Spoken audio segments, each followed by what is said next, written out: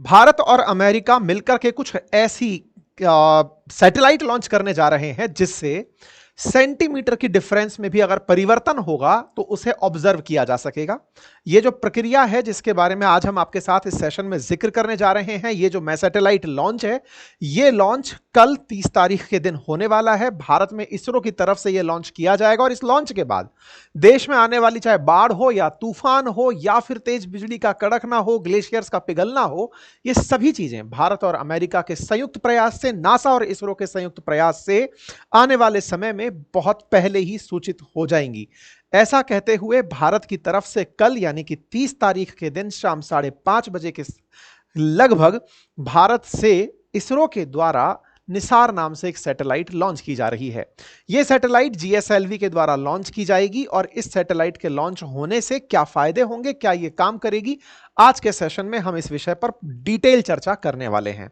नाम के अंदर जब निसार है तो यह नासा और इसरो का सिंथेटिक अपर्चर रडार है। इसकी शॉर्ट फॉर्म आप इस तरह से समझ सकते हैं, लेकिन ये सिंथेटिक अपर्चर रडार होता क्या है, काम कैसे करता है, आज के सेशन में मैं आपको वो बताने जा रहा हूं। 30 तारीख के दिन शाम 5:40 पर आंध्र प्रदेश के श्रीहरिकोटा से स्थित सतीश धवन अंतरिक्ष केंद्र से इसे लॉन्च किया जाएगा।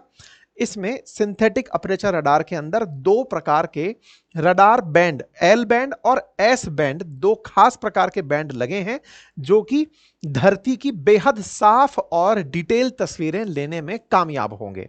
ये तस्वीरों के अंदर जानकारी दी गई है निसार के बारे में। इसरो की तरफ से 28 तारीख को कहा गया है कि ये 30 तारीख के दिन लाइव होगा। हम भी प्रयास करेंगे कि आपको ये लाइव दिखा सके। निसार का ये जो लॉन्च है ये अपने आप में भारत और अमेरिका का पहला ऐसा प्रयास है जिसमें हम लोग सिंथेटिक अपर्चर रडार का उपयोग करने जा रहे हों अर्थ ऑब्जर्वेशन के लिए। ये एक अर्थ ऑब्जर्वेशन सैटेलाइट है। इसकी सारी तकनीकी जानकारियां मैं आप लोगों को आज के सेशन में दूंगा।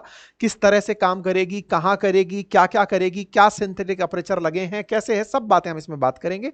बस कुछ बेसिक जानकारी प्राप्त कर लीजिए शुरुआत में कि इसके अंदर लगभग 2300 किलोग्राम वजन का निसार जो है ये सैटेलाइट के माध्यम से छोड़ा जा रहा है। जीएसएलवी F-16 नाम का रॉकेट इसे छोड़ेगा। नासा और इसरो के बीच में 2014 में इसकी बात सबसे पहली बार हुई थी और अब आप 2025 में है, 11 साल बाद आप इसे भेज पा रहे हैं। ठीक है, यहां पर अपडेट इसरो की तरफ से है। यह पहला डुअल बैंड रडार सैटेलाइट है, यानी कि एल बैंड और एस बैंड रडार यूज में आएंगे। फर्स्ट जीएसएलवी टू एसएसओ है, यानी कि हमारा जीएसएलवी पहली बार सन सिंक्रोनस ऑर्बिट में अपनी सैटेलाइट छोड़ने जा रहा है। तीसरा पहला प्रयास है जब इसरो और नासा मिलकर अर्थ ऑब्जर्वेशन सैटेलाइट लॉन्च कर रहे हैं।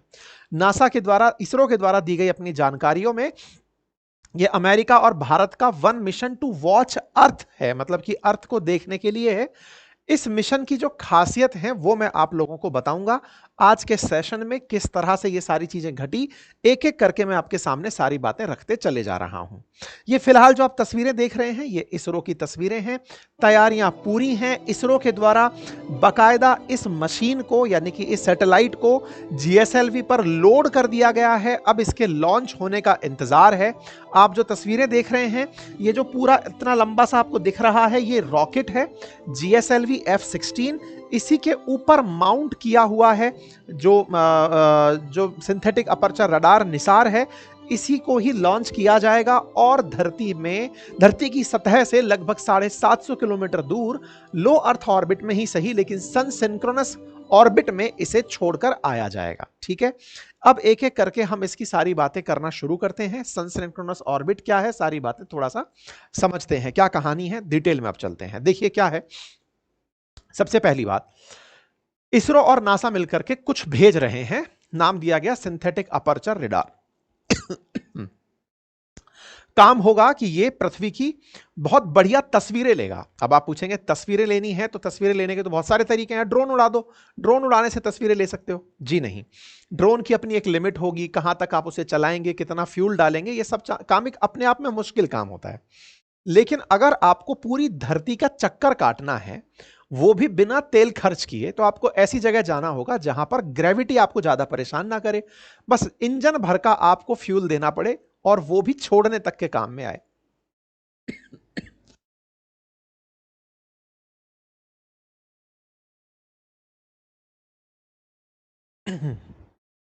सॉरी। ऐसे में अर्थ के चारों तरफ चक्कर काटने वाला ये जो सिस्टम हमने तैयार किया है, ये 12 दिन में पूरी पृथ्वी का चक्कर काट लेगा। 12 दिन में पृथ्वी का चक्कर काटेगा तो क्या ये पृथ्वी पर आकर नहीं गिर जाएगा? एक बहुत बेसिक सा बच्चों के दिमाग में उठने वाला प्रश्न। नहीं साहब, ये नहीं गिरेगा। क्यों नहीं गिरेगा? क्योंकि इसको जिस जगह छोड़ा जा रहा है वो सन के साथ सिंक्रोनस है। एक तरीके से सन जहां खींच रहा है, अर्थ जहां ग्रेविटी में खींच रही है, दोनों के साथ सिंक्रोनाइज होकर ये चल रहा है। ग्रेविटी से बैलेंस्ड है, ना इधर गिरेगा ना और कहीं अंतरिक्ष में जाकर जाएगा। इस तरह से छोड़ा जाएगा कि ये प्रॉपर जगह पर ही मूव करता रहेगा जब तक आप इसे मूव करने देंगे। इसमें इसके जरूरत भर के काम के लिए सोलर पैनल्स लगा दिए हैं जो बाकी जो मशीनें हैं उनको चलने के लिए ऊर्जा देते रहेंगे। अच्छा, फिर सवाल आता है कि फोटो कैसे खींचेगा? तो इसको समझने के लिए थोड़ा आसान करते हैं। हम जब अर्थ से आसमान की तरफ देखते हैं तो आसमान की तरफ देखने पर भी हम तस्वीरें लेने में कामयाब होते हैं। छोटी जगह पर बैठे हैं, जितनी दूर तक हम अपनी नजरें फैला सकते हैं उतनी दूर तक की तस्वीरें अपनी नजरों में तो ले ही लेते हैं। अगर हम उसको उल्टा करें, हम ऊपर चले जाएं और नीचे की तरफ धरती देखें, तो धरती देखकर हम भी अपने हिसाब से तस्वीरें ले सकते हैं। तो यह समझिए कि एक तरह की मशीन है जिसको अंतरिक्ष में टांग दिया गया है, 750 किलोमीटर ऊंचाई पर टांग दिया गया है, और वो अर्थ की तस्वीरें लेने वाली है। अर्थ की तस्वीरें लेगी, कितनी दूर तक की ले लेगी? एक बार में लगभग 250 किलोमीटर का जो एरिया है उसको ये अपनी तस्वीरों में कैप्चर कर लेगा। अच्छा, तो ये लगातार क्या फोटो लेने वाला है क्या? नहीं। अगर ये लगातार फोटो लेने लगा और अर्थ का 12 के दिन में पूरा चक्कर कर देगा और लगभग 3 साल और कहीं लिखा है 5 साल का इसका कार्यकाल होगा, 5 साल का कार्यकाल होगा, ऐसे में तो ये पगला जाएगा। कितनी तस्वीरें लेगा भाई? कितनी ज्यादा इसके अंदर हार्ड ड्राइव्स लगनी होंगी, कितना सारा डेटा इसको प्रोसेस करना होगा, ये तो मुसीबत हो जाएगा। तो फिर तरीका क्या रखा गया? तरीका ये रखा गया कि ये डेटा तो कलेक्ट करेगा, तस्वीरों के रूप में नहीं, रेडिएशंस से जो रिफ्लेक्शंस निकल कर आएंगे उनसे बनी हुई इमेजेस के रूप में। अब ये क्या कहानी है? जैसा आप लोग जानते हैं कि रडार शब्द का अर्थ है रेडियो डिटेक्शन एंड रेंजिंग, अर्थात रेडियो वेव्स जब जाकर किसी फ्लाइंग ऑब्जेक्ट से या ऑब्स्टेकल से टकराती थी तो हम उसके लौटने पर जो भी पिक्चर बनती थी दिमाग में कि हाँ भाई यहां पे टकराया, इस फ्लाइंग ऑब्जेक्ट से ये टकराया था, लौटकर आया है, पता चल गया कि आसमान में कुछ उड़ रहा था, यही होता था। अब आप उल्टा करने जा रहे हैं, आप अंतरिक्ष में जाकर के रेडियो वेव्स को धरती पर भेज रहे हैं। ये दो प्रकार की रेडियो वेव्स हैं, एक एल बैंड रेडियो वेव्स और एक S band radio waves. Band मतलब आप एक तरह से वेवलेंथ के तरीके से ट्रीट कर लीजिए। एल बैंड जो रेडियो वेव्स हैं वो धरती को पेनिट्रेट तक कर जाएंगी, मतलब ये एक्सपेक्ट किया जा रहा है कि थोड़ा और गहराई तक भी पता लगा लेंगी कि हाँ भाई इतना अंदर तक का डेटा इसके पास है। इससे बर्फ की सतह, बर्फ की सरफेस, ज्वालामुखी, इन सब के बारे में पिक्चर बनाने में महत्वपूर्ण योगदान मिलेगा। एस बैंड जो इसमें अपर्चर लगा है या फिर रेडियो वेव का जो सिस्टम लगा है वो सरफेस की तस्वीरें ले लेगा, यानी कि रेडियो वेव से जो बनने वाली रिएक्शंस हैं उन्हें ऑब्जर्व कर लेगा। चूंकि ये दोनों एक साथ होने जा रहे हैं, एल और एस, इसलिए ये अपने आप में यूनिक है। जनरली अर्थ ऑब्जर्वेटरी जो सैटेलाइट्स होती हैं ऑब्जर्वेशन के लिए, उनमें एक आधी बैंड यूज किया जाता है, एल कर लिया, एस कर लिया, ऐसा नहीं है पहली बार हो रहा है। अर्थ ऑब्जर्वेशन के लिए भारत भी, नासा भी, तमाम देश अपने अपने हिसाब से सैटेलाइट भेजते रहते हैं, लेकिन दो प्रकार के बैंड लगाकर एक सैटेलाइट भेजना कि वो गहराई का पता भी लगाए और सरफेस का पता भी लगाए, ये काम करने दोनों देश पहली बार संयुक्त रूप से अर्थ ऑब्जर्वेशन के लिए साथ आए हैं। सर इससे तो ये हमारे बारे में सारी जानकारी जुटा लेंगे, इन्हें तो सब पता चल जाएगा हम क्या कर रहे हैं, कहां बैठ रहे हैं, कैसे कर रहे हैं। हाँ, ये तो बड़ी चिंता की बात होगी, लेकिन घबराने की जरूरत नहीं है। क्यों नहीं है, अब थोड़ा सा वो जान लीजिए। क्योंकि ये जो डेटा है, ये डेटा हर किसी वैज्ञानिक को, हर रिसर्चर को फ्री ऑफ कॉस्ट उपलब्ध कराया जाएगा। अगर ये इतना ही संवेदनशील डेटा होता तो ये किसी के लिए भी उपलब्ध नहीं होता। आप पूछेंगे तो फिर फायदा ही क्या हुआ? फायदा असल में मानवता की सहायता करना है। कैसे करना है? आज आप सभी जानते हैं कि पर्यावरण परिवर्तन से लगातार सब तरह से भारत हो या दुनिया के देश हो वो प्रभावित हो रहे हैं। चाहे वो कार्बन डाइऑक्साइड की बढ़ती मात्रा हो, ग्लेशियर्स का पिघलना हो, बाढ़ का आना हो, तूफान का बनना हो, ये सारी चीजें हम सभी को प्रभावित कर रही हैं, और ये केवल भारत में नहीं दुनिया भर को प्रभावित कर रही हैं। इसलिए मानव की सहायता के लिए यह काम किया जा रहा है। लेकिन सर ये तो डेटा बहुत संवेदनशील होगा, सबके बारे में सब पता चल जाएगा। बिल्कुल सही कह रहे हैं। लेकिन 12 दिन का डेटा काम का नहीं होगा। आज कोई घटना घटी है, इस पर अगला अपडेट 12 दिन बाद आएगा। दुनिया इतना तेजी से बदल रही है कि 12 दिन बाद के डेटा में तो खेल खत्म हो जाता है। भारत ने 22 मिनट के अंदर तो पाकिस्तान का खेल खत्म कर दिया था। इसका मतलब क्या हुआ? इसका मतलब यह हुआ कि ये तस्वीरें आएंगी जरूर, इनसे ऑब्जर्वेशन करके यह समझने में सहूलियत रहेगी कि कहां कहां क्या क्या चेंजेस आ रहे हैं। अगर आपको लगता है कि बाढ़ आई है तो कितना आई है, ग्लेशियर पिघला है तो कितना पिघला है, सी लेवल बढ़ा है तो कितना बढ़ा है, इस तरह के जो जनरल रिएक्शंस हैं वो आप इससे ऑब्जर्व कर पाएंगे। ठीक है साहब। इसमें नासा क्या कर रहा है और हम क्या कर रहे हैं? तो नासा इसमें एल बैंड जो सिस्टम है ना, वो नासा लगा रहा है, जो 25 सेंटीमीटर वेवलेंथ पेनिट्रेट कर पाएगा। ठीक है।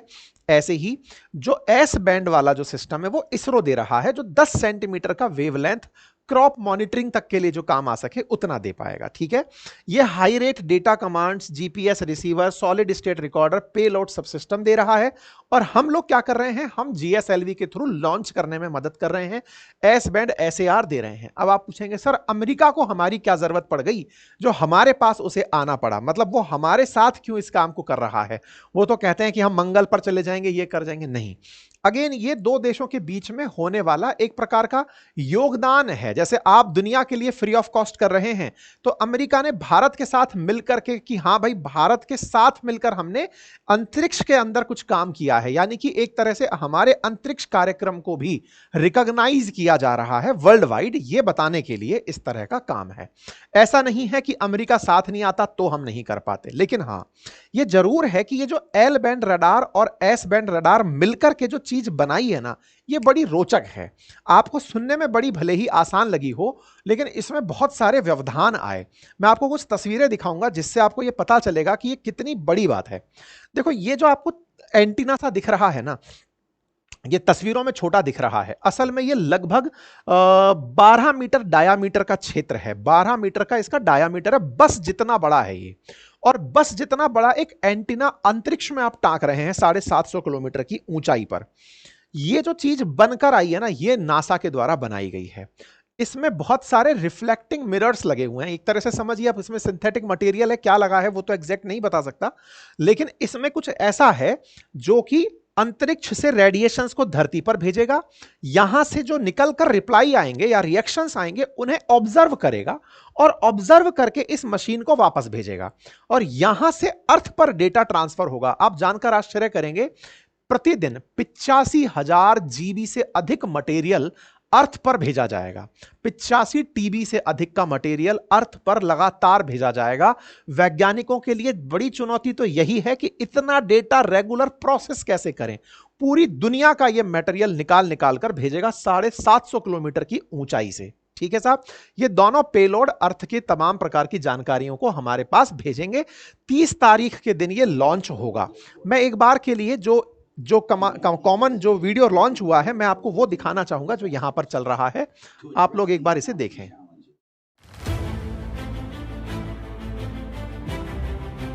In an era where climate change dominates global discourse, humanity faces an increasing vulnerability to natural disasters. To address these mounting challenges, NASA and ISRO have joined forces in an extraordinary collaboration to launch the NASA-ISRO Synthetic Aperture Radar Satellite. This groundbreaking low Earth orbit, LEO observatory, promises to revolutionize the way we understand our dynamic planet. Equipped with state-of-the-art L and S-band synthetic aperture radar, SAR systems, NASAR will use the SweepSAR technique to deliver high-resolution images across vast swaths of the Earth's surface. Incredibly, it will map the entire globe every 12 days, offering unprecedented consistency in spatial and temporal data. NISAR's mission is nothing short of transformative.